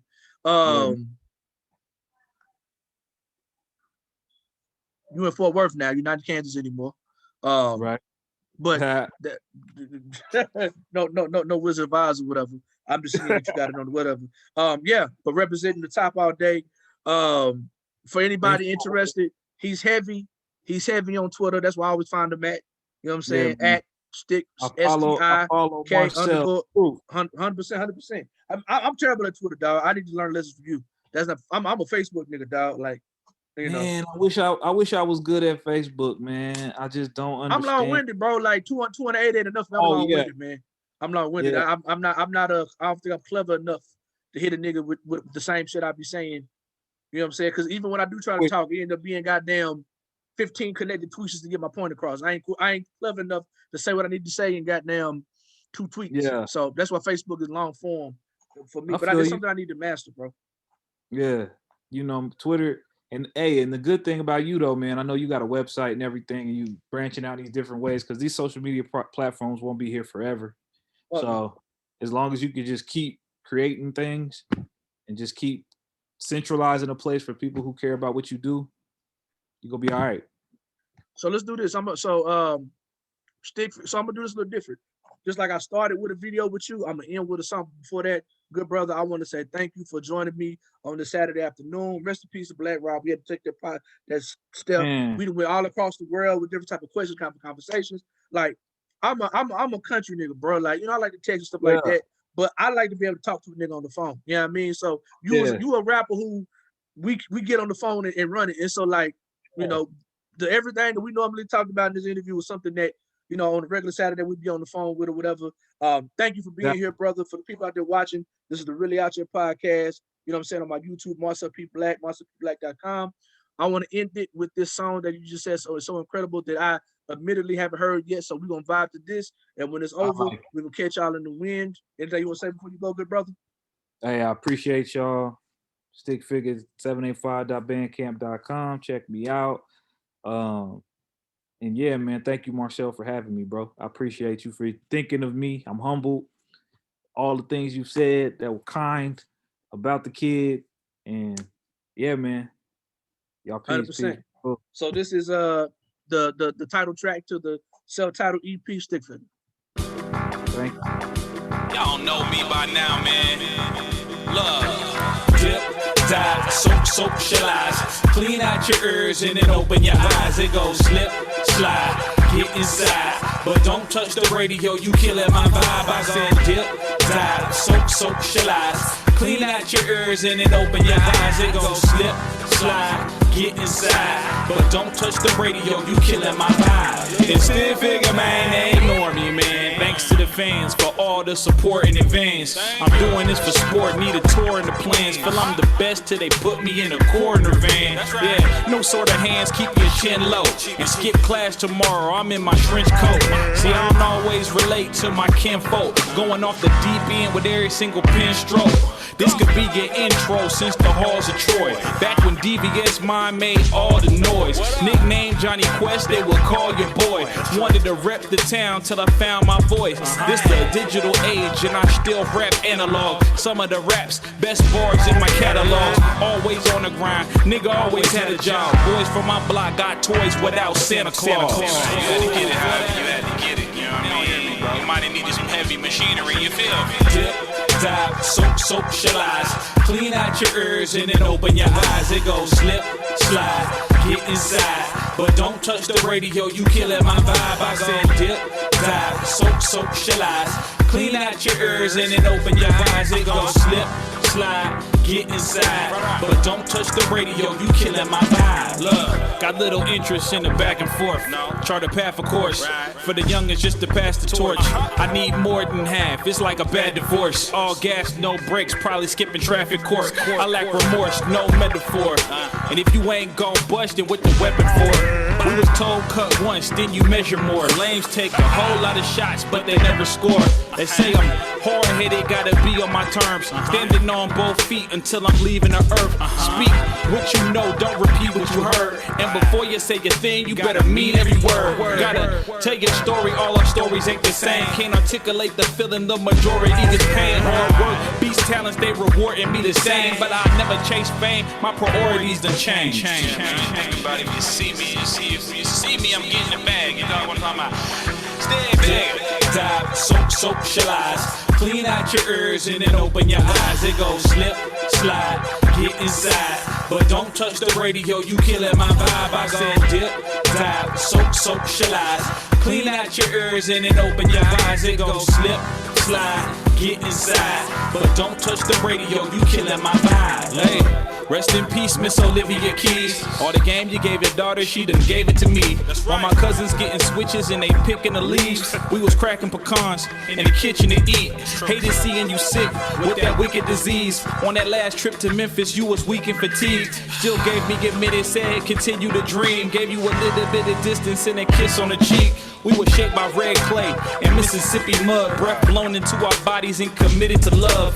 Eyes full of pain, skin weathered and tough. Said she ready to go to glory, returning to dust. Never wishing to judge, skipping and missing the bus. My little bit of mischief, I'm barely kicking the dust. Mama wasn't lovey-dovey with the kisses and hugs, but she hit you with them scriptures, I ain't listened enough. Miss you, mama. Miss you.